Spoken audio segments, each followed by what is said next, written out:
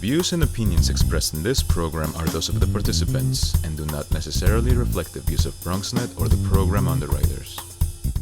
Welcome to today's verdict. I'm your host and trial attorney, David Lesch. We have a fully packed show today.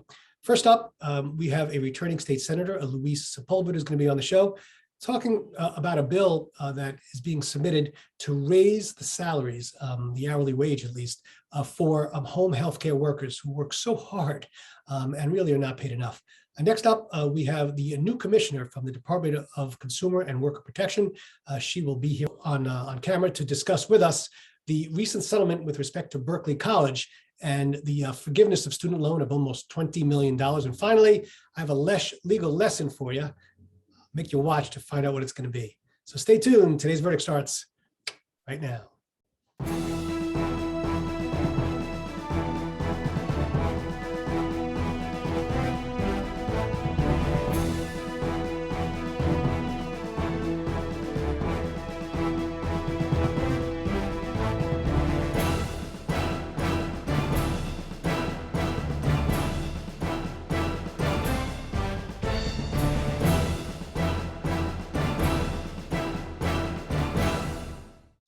All right, welcome back to today's verdict. I'm your host and trial attorney, David Lesch. We've been off for a couple of weeks, so it's nice to be back.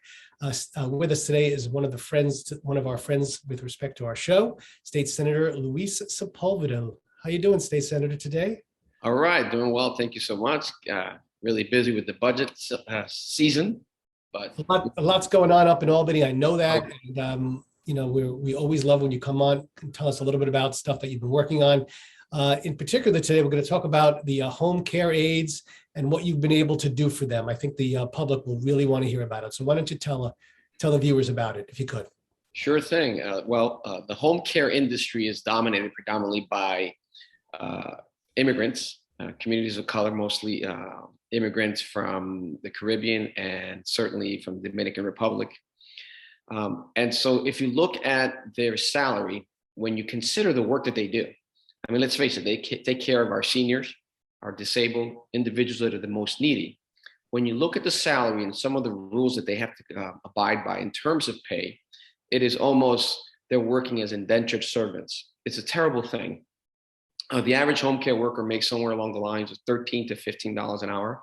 And I challenge anyone who's seen this program to tell me if they can survive, some of them with families, on that kind of salary. So the governor, under a lot of, well, I wouldn't say pressure, but she listened to some of the voices that were advocating for this community. Rachel May, a great senator from upstate, has legislation in a hearing that essentially elucidated a lot of the issues of the industry. There's something called the 13-hour rule, that even though a home care attendant is working, let's say, for long beyond 13 hours because the patient is ill, hospitalized, they only get paid. If they work, let's say 18 hours, 19 hours, they only get paid for 13 hours. Their average salary yearly is a pittance. And so the governor listened to a lot of the discussions we had about this community and decided to attempt to pass through the budget legislation that would increase their salaries to about, I believe it's $32,500, which in New York numbers is still not a whole lot, but it certainly is more humane than what they get right now. The legislation has a lot of support from our colleagues. I am a staunch supporter. I've gone around trying to advocate for it at every opportunity that I get because these predominantly women work really hard and they take care of our most needy, and they should be treated with the utmost respect, and they should certainly receive a livable wage. And that's why we're pushing as hard as we are to either have it as part of the budget or, if necessary, in a standalone bill. Now who pays this? The home health care agencies pay it. Obviously, it wouldn't be New York State, really. Who's paying the salaries of these particular, mostly women? Is it the private sector? It's primarily the not-for-profit and private sector. However, because of the federal government allotted us some money, we're in a better position now to help defray some of the costs for these workers. So, that's will be part of the budget, clearly. Fingers crossed. Yeah. And certainly it will create an environment for these people, these women mostly, to really get some level of respect that they haven't gotten. I know there was also, some talk about the fact that a lot of the women will move from, from different patient to patient. They're not always staying with the same patient. They don't end up getting paid for the travel time where they go back and forth. Sometimes they get there early or they stay a little bit later. Was there any, discussion about the other issues regarding the home health care aides and the fact that they're really just not getting their fair share? Well, I think the biggest issue, or one of the biggest issues other than their salaries, is the lack of home care attendants that are applying for these jobs and the rapidity which they're leaving. They can go and work for a fast food chain and make more money in some cases. And so there is certainly a need for these workers.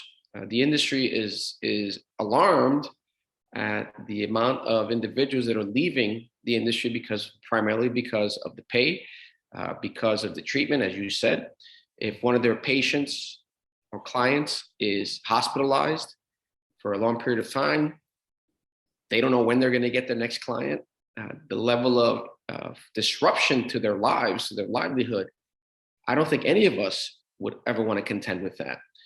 And so it's certainly the shortage is going to be a major issue in the healthcare industry. And by the way, they're also offering as an incentive to healthcare workers that include the home care attendants, I believe it's a $3,000 bonus. Bonuses are great, but the evidence has indicated it doesn't do much for retention. And so we want to make something more permanent so that these individuals can stay working in a very much needed industry. I also find that, many of these home healthcare aides have a difficult job in terms of it's a physical job because they end up lifting and bending and moving the patient in different places. And many of them end up getting injured. I know that I see that from my own practice. A lot of times it's workers' compensation or whatever else it is. Mm-hmm. Is there anything that could maybe even be done just to even give them even more protections? Because, as opposed to just, serving burgers or fries at a fast food restaurant, these particular, mostly women, really put their bodies on the line. Are there any thoughts on that? Well, certainly the financial incentives that we're trying to give, increase in salaries, do not contend with that particular aspect of the industry. And you're absolutely right. Many times these women, they're not large physical presences, have to lift individuals sometimes twice their weight or health. And yes, there is insurance, health insurance. However, the industry has to take a look top to bottom to see what steps they can take, what technology they can use to make sure that these home care workers do not suffer injuries at the rate that they do. I mean, look, it's the same for registered nurses that work in the hospitals. We see many of them lifting patients, but we have to do a much better job because if they're injured and they're quitting, we're not going to have anyone to take care of those that need the most.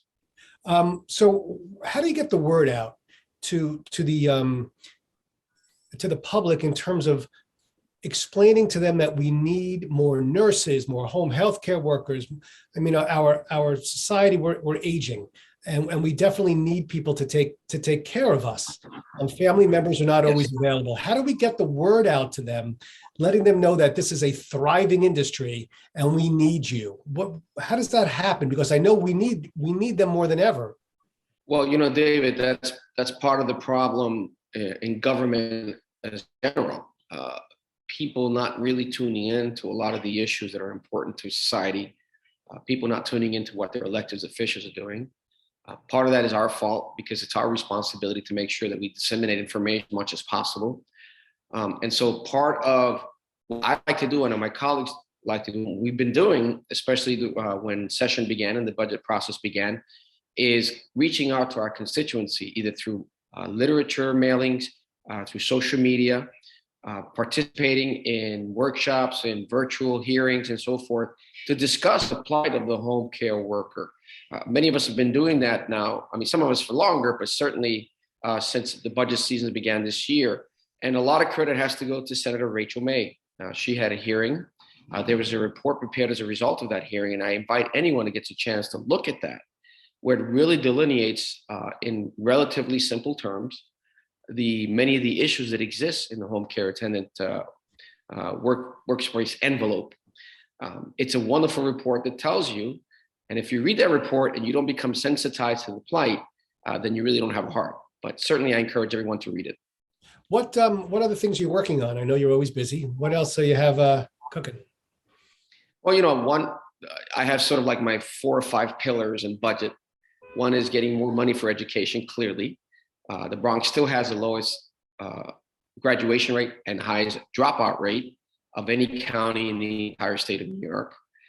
The Bronx still has the highest unemployment rate. So obviously my second pillar is economic development, doing what we can to get funding for that, for things like tax incentives and other initiatives that help spur our small businesses, because they are the lifeblood of our community.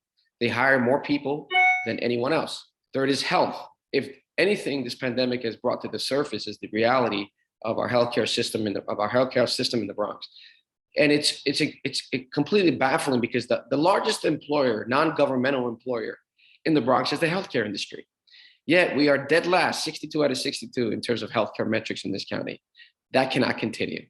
The other issue we have is another sore spot in our community, and that is public safety. Clearly, there's been a spike in crime. And no matter what anyone says, it's not because of bail reform, and it's not because of the criminal justice reforms that we did. Every single evidence, every piece of empirical data has demonstrated time and again that it wasn't bail reform. The former commissioner fell flat on his face when he tried to conflate the two, and anyone else has attempted has not been able to provide the data. There seems to be more like fear mongering. And well, if it's there, it's there. But the reality is, if you look at the numbers, and there's a lot of evidence and editorials now coming out delineating that it's not bail reform.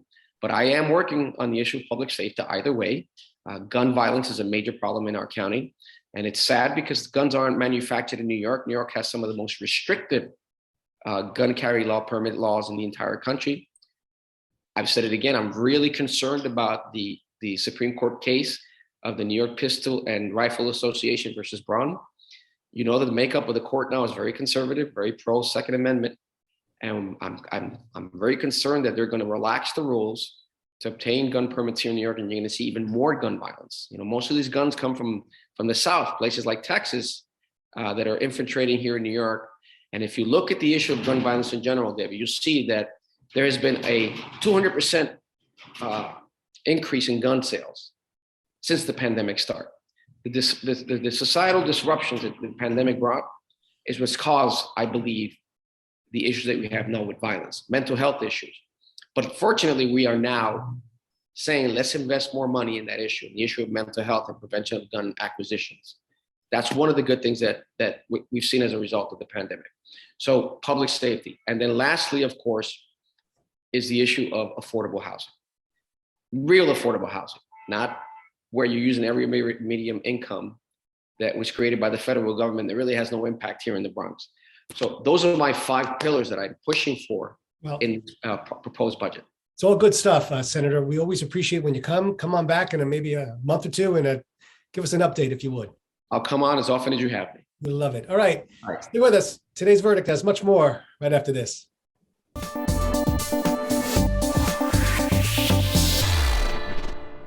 All right, welcome back to Today's Verdict. I'm your host and trial attorney, David Lesch. We love having the Department of Consumer and Worker Protections with us. Different commissioners have been on, and we have someone new, and we're excited to meet Commissioner Vilda Vera Mayuga. Commissioner, thanks for being here today. Thank you so much, David. It's my pleasure. Your organization and your just does some really wonderful work, and we just love it when you come on and you fight the big fight. And it looks like you won another one. And this one has to do with student loans and Berkeley college students. I'll let you take it away. Why don't you tell the viewers about the nice work that you did? Thank you so much, David. Yes, this is work that it actually took a bit of time, and we're very proud of it.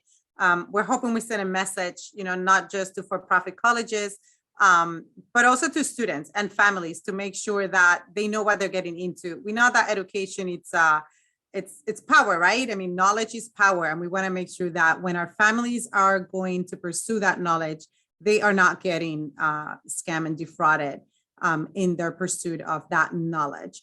And so that's what we're doing with Berkeley. We're holding them accountable. They preyed on the hopes and dreams of students, and they really. How did they? I know this. This lawsuit was way back in 2018. So it's been, some ongoing work that's been going on.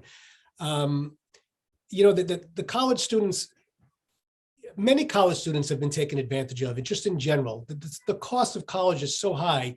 And you have these profit schools like Berkeley who go out and they prey on these, young individuals who sometimes really don't have that much of a concept of money.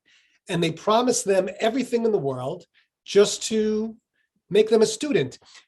How did your organization, or is there any way you can kind of let us know how the whole lawsuit even maybe came about? Like, was it just complaints from different young people who just felt like they had too much money to have to repay?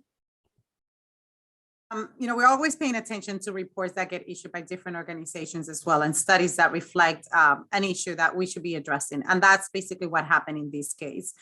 We were aware of the problem. We started investigating and looking into it, receiving complaints, surveying students to make sure that we took into account all the various details and the realities. And that's how we landed on this case. It took a very long time, but we're very proud of the results. Now, I know you and your organization and Mayor Adams negotiated this $20 million settlement.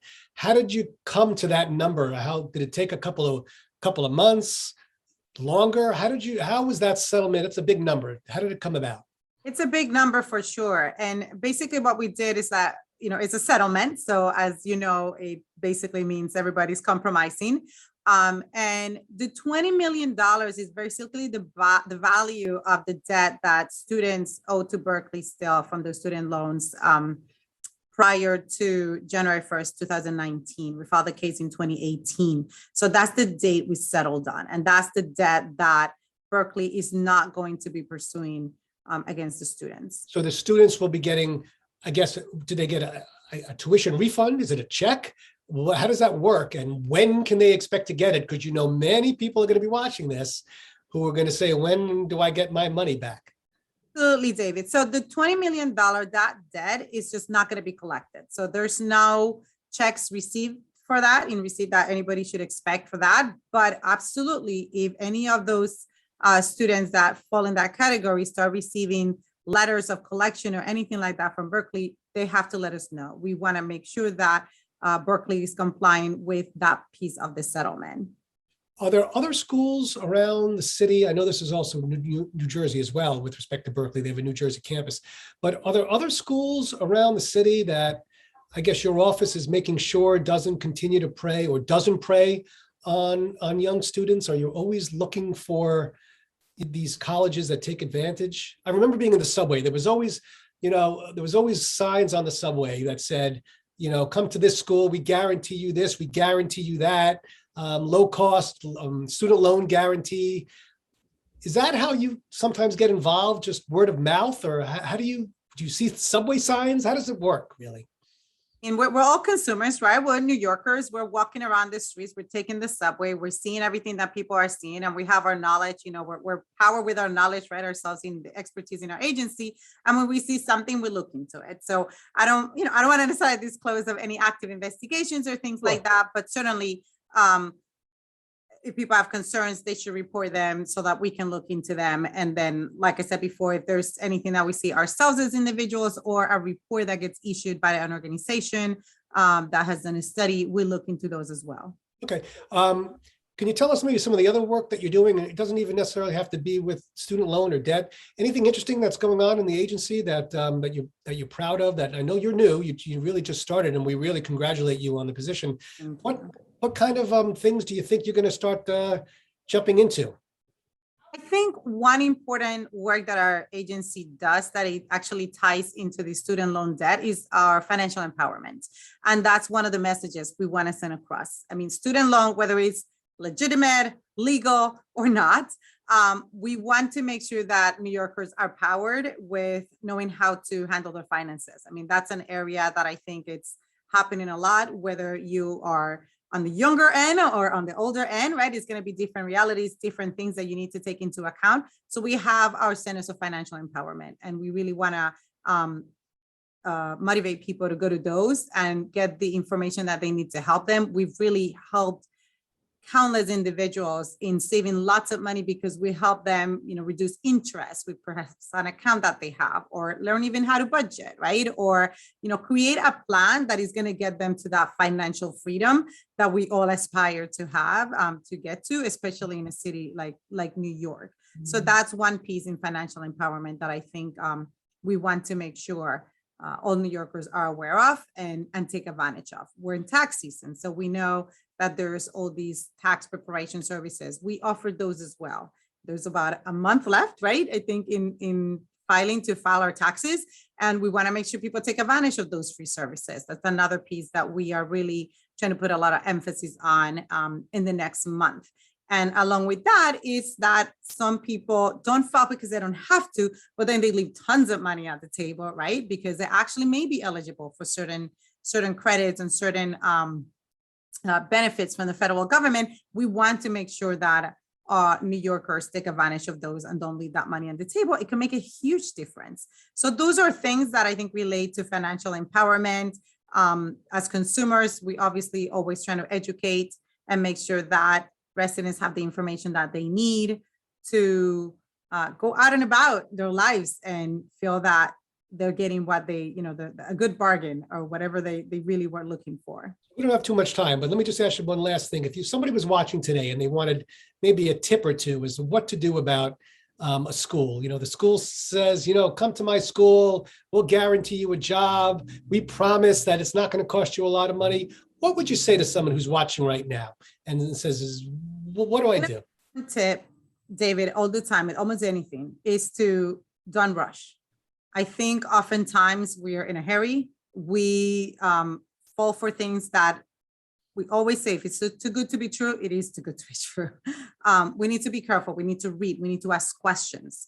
We are the customer. We are the client. They are trying to serve us, and we should not have doubt as to what is being offered. We often sign blindly because we feel pressure that is too many pages to read, too many small print to understand.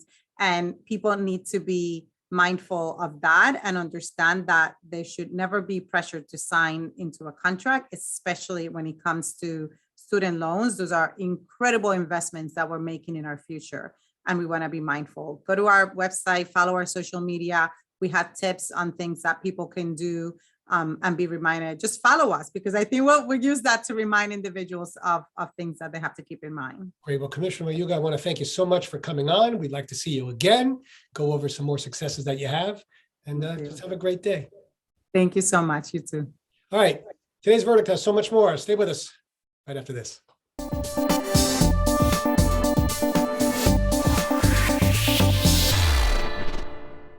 All right. Welcome to this edition of the Lesch Legal Lesson.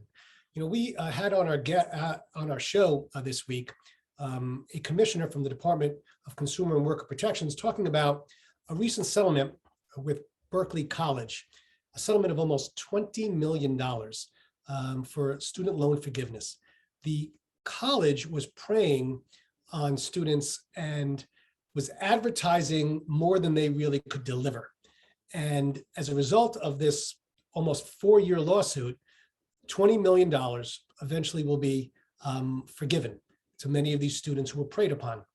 And what I want to talk to you a little bit about today is some of maybe the tips that you can do to help plan and protect yourself when applying to a school. And because when you're first out there looking to go to college, sometimes you don't have as much experience with money as others may have, and you can be an easy target. So let's go over some of the things that I think you should be thinking about if you're looking to apply to a school and you're going to be taking on debt. Right? The first thing is do your research. There are so many different colleges out there. Find out exactly how much the tuition is, all the costs that are associated with it. Look at the school's credentials, especially if you're looking to seek a career that requires a license, such as like nursing, nursing assistant or a teacher. Make sure that school is accredited. So do your research and find the right school. That's number one. The next thing is the school's tuition cancellation policy. Get it in writing. Make sure you know exactly how much time you have to cancel so you can get your money back, or as much of it as you can. Get it in writing. Make sure you know what it is, because sometimes you have a second thoughts when you're in school and you want the money back. All right, so it's very, very important that you're looking at. Never sign anything that you do not understand.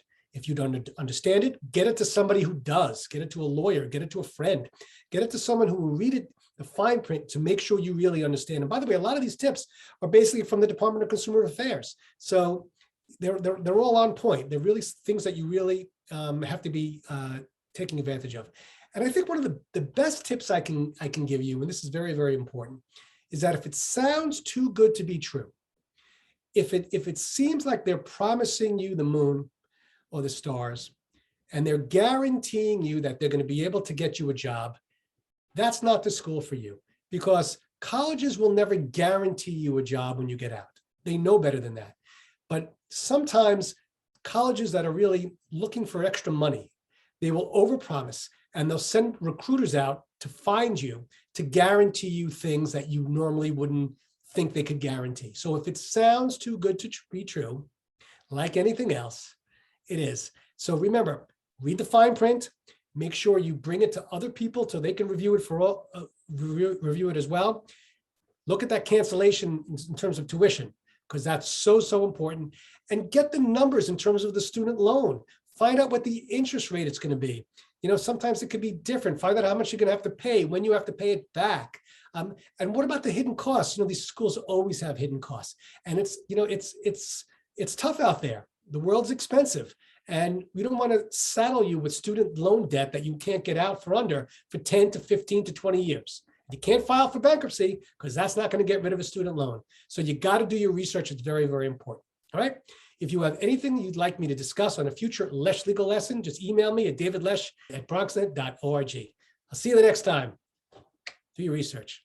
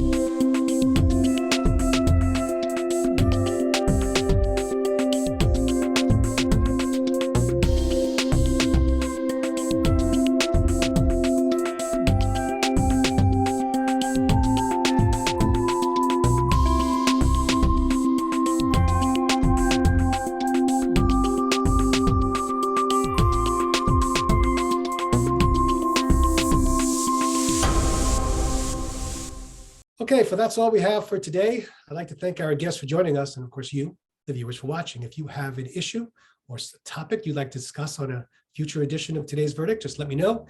Email me at davidlesch@bronxnet.org. Until the next time, know your issues, rich verdict. See you in 2 weeks.